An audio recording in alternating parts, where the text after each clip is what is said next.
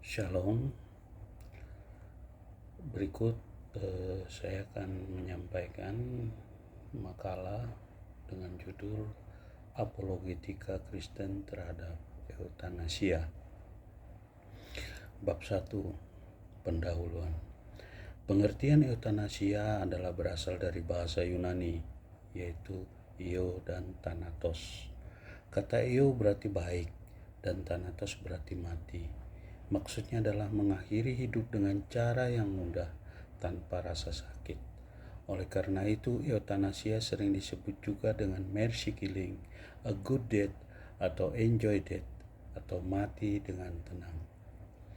Eutanasia secara umum diartikan dalam tindakan mengakhiri hidup seseorang secara sengaja untuk meringankan penderitaan yang tak tertahankan akibat penyakit parah yang tidak dapat disembuhkan, dengan tujuan memberikan kematian yang mudah tanpa rasa sakit.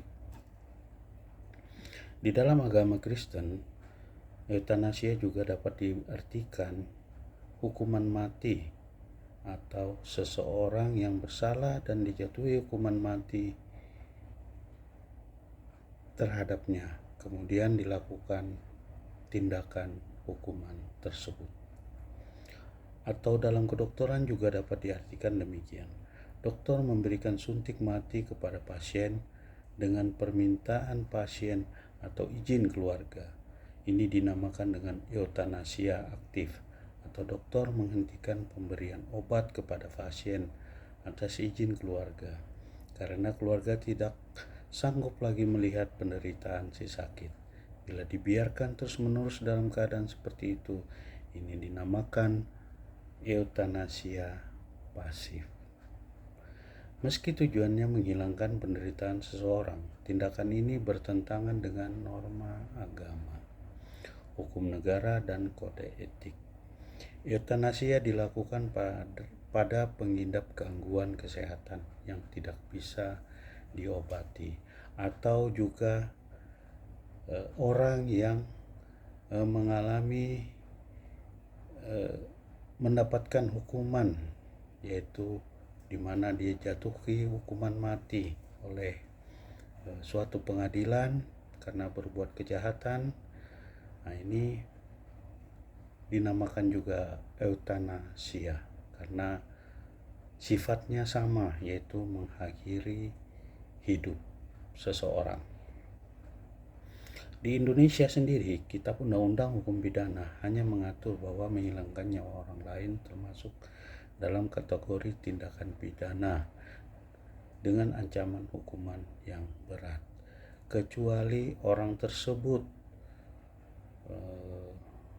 melakukan kejahatan dan diberikan tindakan atau dijatuhi hukuman mati. Oleh karena itu, pemerintah belum memperbolehkan praktik eutanasia. Indonesia sendiri pun masih menerapkan nilai-nilai penghargaan atas nyawa seseorang dengan diberlakukannya hak-hak sebagai seorang manusia untuk dapat hidup eksis dalam lingkungan tempatnya berada. Dalam apologetika Kristen terhadap eutanasia ini tidak dibenarkan karena bertentangan dengan pandangan tentang kesucian hidup sebagai anugerah Tuhan, martabat manusia, dan makna penderitaan dalam iman. Penolakan ini didasarkan pada ajaran Alkitab dan oleh teologi Kristen yang memandang bahwa hidup adalah milik Tuhan dan manusia tidak berhak untuk mengakhiri hidup secara sengaja. Kekristenan sendiri mempunyai catatan sejarah tentang seorang mati tanpa penderitaan, tetapi pada waktu itu belum dikenal dengan istilah eutanasia.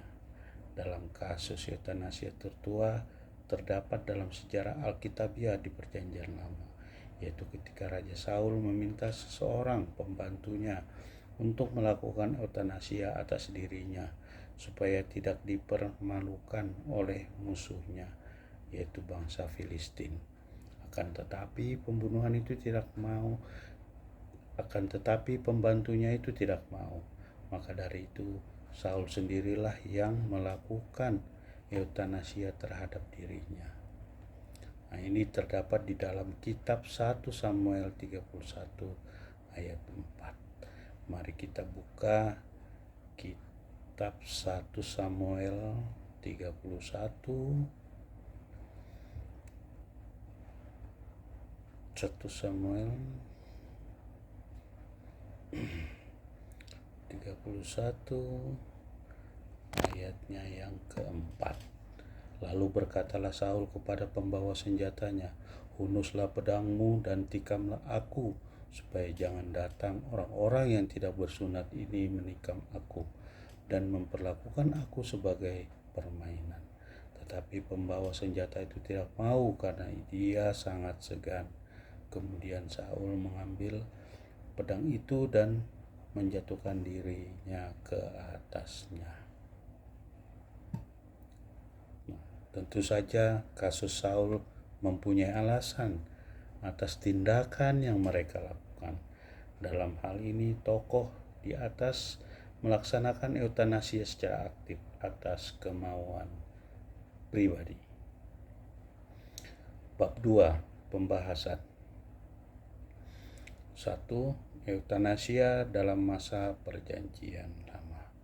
Dalam perjanjian lama sangat jelas sikap teologis terhadap tindakan mengakhiri hidup atau pembunuhan yang diatur dalam ke-10 hukum Taurat, yaitu jangan membunuh.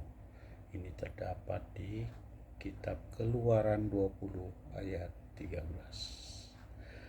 Perintah tersebut merupakan harga dan nilai tetap yang ditetapkan Allah kepada bangsanya, agar menghargai setiap nilai kehidupan yang telah Allah ciptakan, dan hanya Allah sendiri yang berhak atas kehidupan yang telah dimiliki oleh manusia. Bahwa segala sesuatu yang Allah ciptakan adalah milik Allah, dan tidak boleh ada salah seorang pun yang bisa mengklaim miliknya secara pribadi. Siapa yang melanggar ketetapan-ketetapan yang ada akan dianggap pemberontak dan berhak menerima hukuman yang berasal dari Allah sendiri. Dalam menguji iman seseorang hamba, bahkan Allah melihat. Dalam menguji iman seseorang, bahkan Allah melihat sosok Abraham pada waktu Abraham akan mempersembahkan anaknya yang tunggal kepada Allah. Ini terdapat di dalam kitab Kejadian 22 ayat 1 sampai 19, yaitu dengan cara dibunuh. Maka malaikat Tuhan segera melarang Abraham untuk membunuh anaknya, karena melihat bahwa Abraham memiliki iman yang kuat di dalam Allah. Cara Abraham dalam mempersembahkan anaknya merupakan salah satu keputusan dalam mengeutanasia, atau dalam hal ini memberi kematian yang cepat tanpa penderitaan. Tapi dalam halnya dengan memberi perizinan atas tindakan tersebut, Allah tidak menghendaki, dan sama pula dengan izin-izin jikalau ada satu pihak yang tidak berkenan atas tindakan itu, maka eutanasia tidak dapat dijalankan. Dalam perjanjian lama, penderitaan memiliki arti yang sangat luas. Penderitaan yang kerap dipahami sebagai bagian dari penindasan dan penganiayaan yang dilakukan bangsa lain. Penderitaan pun merupakan situasi atau keadaan sakit yang tidak tertahankan, seperti yang dirasakan oleh Ayub. Penderitaan adalah hal yang tidak dapat dihindari. Oleh karena kehidupan manusia layaknya kematian, entah penderitaan sebagai pernyataan janji Allah ataupun penderitaan sebagai hukuman dari Allah. Hal ini terlihat sejak zaman perjanjian lama, di mana terdapat beberapa tokoh yang mengalami atau merasakan penderitaan, baik sebagai pernyataan janji Allah maupun hukuman dari Allah. Dan dalam mengumpulinya, tidak ada satupun dari tokoh yang ada di dalam perjanjian lama memilih untuk mengakhiri kehidupan mereka atau memilih kematian sebagai cara untuk menghindar atau keluar dari penderitaan.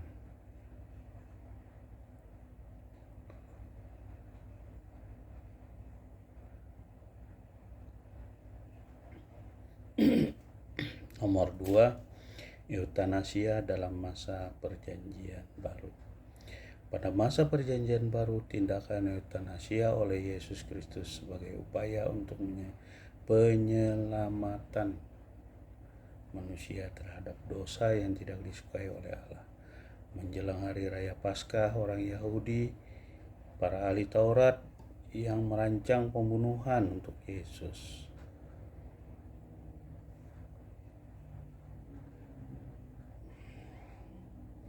Itu terdapat di dalam kitab Markus 14 ayat 1 sampai 2.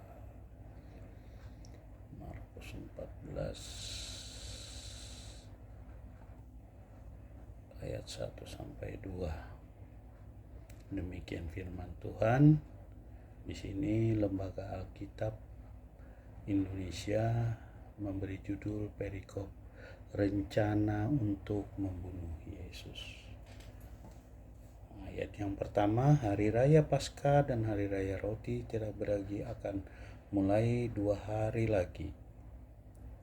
Imam-imam kepala dan ahli-ahli Taurat mencari jalan untuk menangkap dan membunuh Yesus dengan tipu muslihat. Sebab mereka berkata, jangan pada waktu perayaan, supaya jangan timbul keributan di antara rakyat. Ketika Yesus mengetahui pengkhianatan oleh muridnya sendiri, yaitu Yudas, ini terdapat di dalam Markus 14 ayat 18.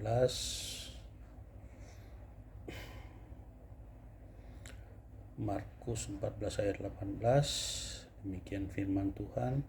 Ketika mereka duduk di situ dan sedang makan, Yesus berkata, Aku berkata kepadamu, sesungguhnya seorang di antara kamu akan menyerahkan aku, yaitu dia yang makan dengan aku.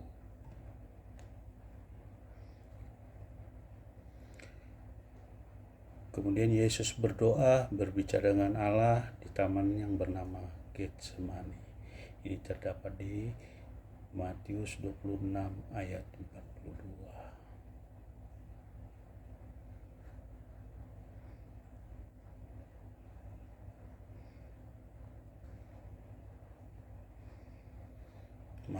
Matius 26 ayat 42, demikian firman Tuhan. Lalu ia pergi untuk kedua kalinya dan berdoa. Katanya, Ya Bapakku, jikalau cawan ini tidak mungkin lalu kecuali apabila aku meminumnya, jadilah kehendak-Mu. Dengan demikian, tindakan kehilangan nyawa manusia yang dilakukan oleh Yesus bukan atas dasar kesengajaan belaka, melainkan untuk melaksanakan karya penyelamatannya dan bentuk cinta kasih terhadap manusia. Tindakan yang dilakukan Kristus merupakan tindakan eutanasi aktif secara sadar, karena Yesus yang menginginkan kematian atas dirinya demi manusia.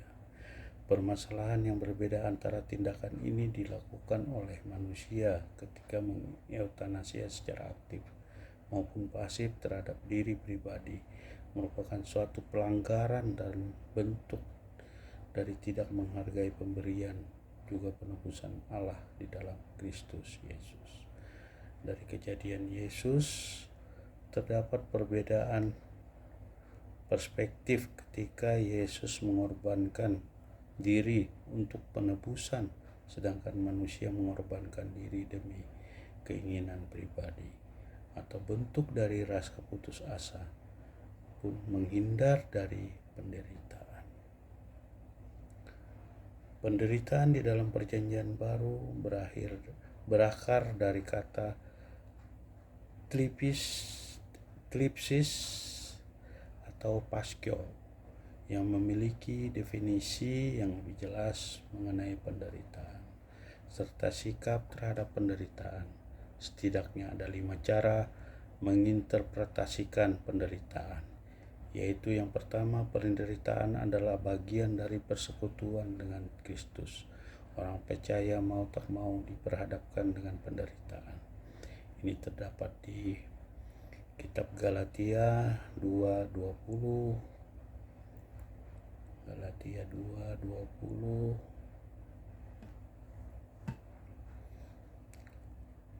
Demikian firman Tuhan, namun aku hidup, tetapi bukan lagi aku sendiri yang hidup, melainkan Kristus yang hidup di dalam aku. Dan hidupku yang kuhidupi sekarang di dalam daging adalah hidup oleh iman dalam Anak Allah yang telah mengasihi aku dan menyerahkan dirinya untuk aku. Kemudian di Kisah Para Rasul 9 ayat 4,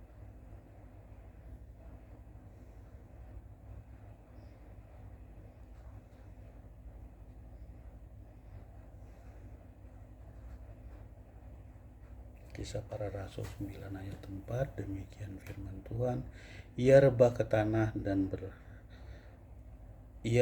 tanah dan kedengaranlah olehnya suatu suara yang berkata kepadanya, Saulus, Saulus, mengapakah engkau menganiaya aku?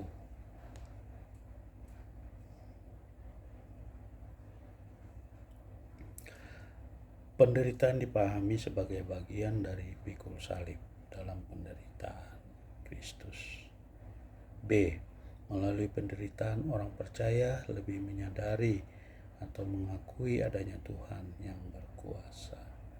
Ini terdapat di kitab 2 Korintus 1 ayat 9 dan 12. 2 Korintus 1 ayat 9 dan 12. Demikian firman Tuhan, bahkan kami merasa seolah-olah kami telah dijatuhi hukuman mati.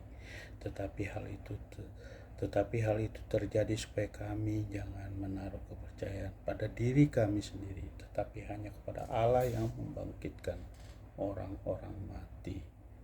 Kemudian di ayat yang ke-12, inilah yang kami megahkan, yaitu bahwa suara hati kami memberi kesaksian kepada kami, bahwa hidup kami di dunia ini, khususnya dalam hubungan kami dengan kamu, dikuasai oleh ketulusan dan kemurnian dari Allah, bukan oleh hikmat duniawi, tetapi oleh kekuatan kasih karunia Allah.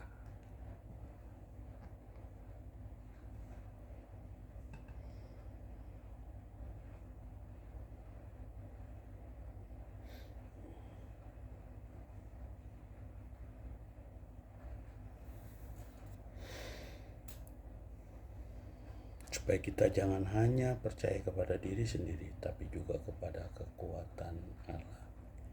Penderitaan adalah bagian dari ujian terhadap iman. Ini terdapat di dalam Ibrani 10 ayat 32 dan 36. Ibrani 10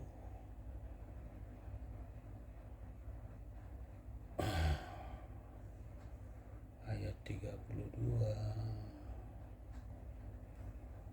Demikian firman Tuhan, ngeri benar kalau jatuh ke dalam tangan Allah yang Ibrani 10 ayat 32. Ingatlah akan masa yang lalu. Sesudah kamu menerima terang, kamu banyak menderita oleh karena kamu bertahan dalam perjuangan yang berat. Kemudian ayatnya 36. Sebab kamu memerlukan ketekunan supaya sesudah kamu melakukan kehendak Allah, kamu memperoleh apa yang dijanjikan itu. Nah, kemudian yang keempat, penderitaan akan menimbulkan pengharapan. 2 Korintus 4 ayat 14.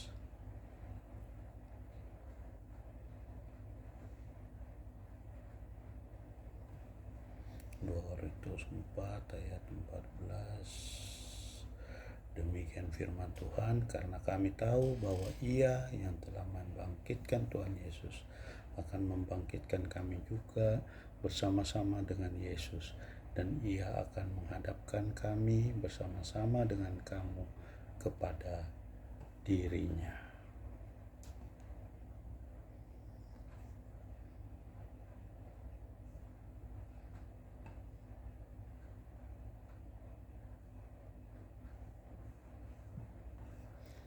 Kemudian yang kelima, penderitaan akan menimbulkan kesaksian. Orang yang mengalami penderitaan dapat bersaksi bagi orang lain. Markus 13 ayat 9. Markus 13 ayat 9, demikian firman Tuhan.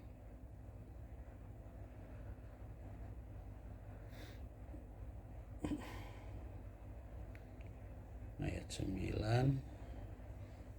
Tetapi kamu ini hati-hatilah, kamu akan diserahkan kepada majelis agama, dan kamu akan dipukul di rumah ibadat, dan kamu akan dihadapkan ke muka penguasa-penguasa dan raja-raja karena aku, sebagai kesaksian bagi mereka.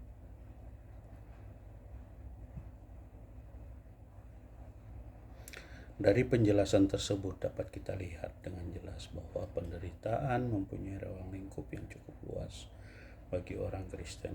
Penderitaan merupakan bagian hidup yang tak terhindarkan. Bahkan Yesus mengalami penderitaan karena Dia sadar dosa hanya bisa dilawan dengan mengikuti konsekuensinya, yaitu maut. Kristus telah datang dan sudah mengambil penderitaan salib untuk umat manusia. Jadi penderitaan di dalam perjanjian baru merupakan konsekuensi dari kejatuhan manusia ke dalam dosa, yaitu di kitab Kejadian 3, 17 dan 19. Kitab Kejadian 3, 17 dan 19. Lalu firman-Nya kepada manusia itu, karena engkau mendengarkan perkataan istrimu dan memakan dari buah pohon yang telah kuperintahkan kepadamu, jangan makan daripadanya, maka terkutuklah tanah karena engkau dengan bersusah payah engkau akan mencari rezekimu di tanah seumur hidup. Kemudian ayatnya 19, dengan berpeluh engkau akan mencari makananmu sampai engkau kembali lagi menjadi tanah, karena dari situlah engkau diambil, sebab engkau debu dan engkau akan kembali menjadi debu.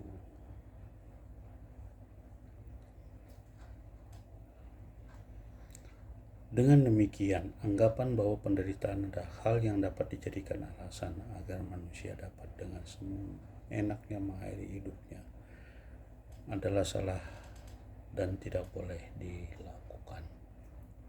Melalui pembahasan di atas juga sangat jelas bahwa tindakan eutanasia dalam asistensinya tidak bisa dilakukan dengan alasan apapun, karena melanggar nilai-nilai hidup orang percaya. Manusia adalah makhluk yang diciptakan Allah dan merupakan gambaran dan citra Allah di tengah dunia. Ini terdapat di kitab Kejadian 1 ayat 26 dan 27. Kitab Kejadian 1 ayat yang ke-26 dan 27, demikian firman Tuhan. Berfirmanlah Allah, baiklah kita menjadikan manusia menurut gambar dan rupa kita, supaya mereka berkuasa di atas ikan-ikan di laut dan burung-burung di udara, dan atas ternak, dan atas seluruh bumi, dan atas segala binatang melata yang merayap di bumi. Maka Allah menciptakan manusia itu menurut gambarnya. Menurut gambar Allah diciptakannya dia, laki-laki dan perempuan diciptakannya mereka. Alkitab juga akan melarang akan adanya tindakan eutanasia yang berujung kehilangan nyawa seseorang. Terdapat di kitab Keluaran 20 ayat 13. dan Matius 5 ayat 21. Keluaran 20:13.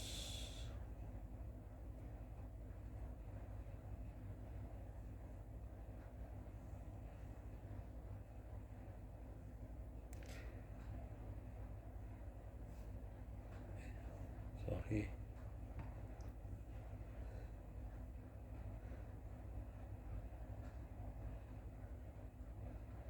Alkitab juga bukan melarang adanya tindakan eutanasia yang berujung kehilangan nyawa seseorang.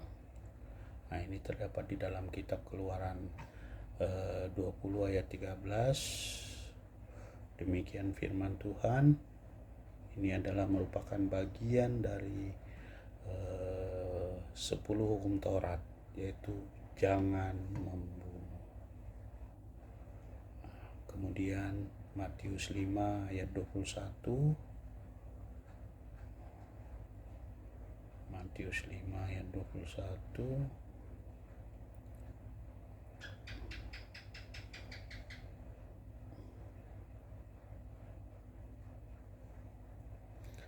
Kamu telah mendengar yang difirmankan kepada nenek moyang kita, jangan membunuh.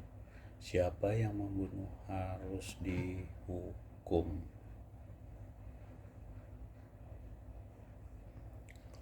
Nah, karena konsekuensi yang harus ditanggung adalah hukuman untuk manusia.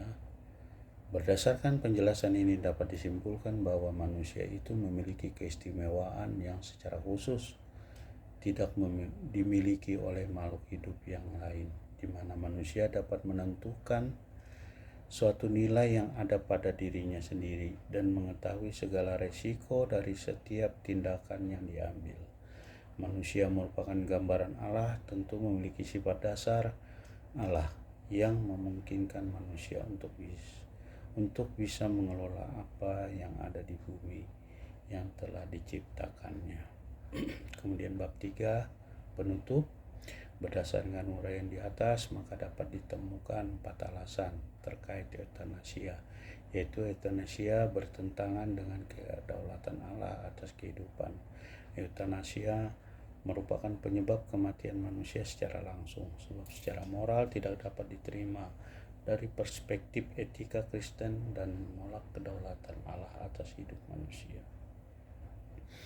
Manusia diciptakan menurut gambar dan rupa Allah. Kejadian 1 ayat 26 dan 27 dan kitab Mazmur 24 ayat 1. Kepada Musa Allah berfirman, akulah yang mematikan dan yang menghidupkan, dan aku tak seorang pun yang dapat melepaskan dari tanganku. Ulangan 32 ayat 39. Bertentangan dengan kekudusan hidup manusia, tak hanya berdaulat, manusia juga kudus, sebab hidup manusia diciptakan menurut gambar Allah. Maka eutanasia merupakan tindakan yang keliru dan berdosa dengan perspektif hidup itu kudus dan menyerupai Allah, karena perintah Allah adalah jelas, yang jangan membunuh, sebab pembunuhan akan merusak kekudusan Allah dalam diri manusia. Sebab bentuk bunuh diri atau pembunuhan seperti yang tertulis sebelumnya, eutanasia aktif dimaknai sebagai tindakan bunuh diri, sedangkan eutanasia pasif adalah tindakan pembunuhan. Apabila merujuk hukum Taurat, yaitu Keluaran 20 ayat 13, jangan membunuh, tentu kedua jenis eutanasia adalah melanggar. Alasan lain yang mendasari penolakan terhadap eutanasia adalah karena tubuh manusia merupakan bait Allah. Nilai hidup manusia terletak pada eksistensinya sebagai ciptaan Allah yang paling mulia dan berharga. Alkitab dengan tegas menyatakan bahwa kehidupan dan kematian adalah absolut, terletak di tangan kedaulatan Allah. Jadi demikian penyampaian makalah dengan judul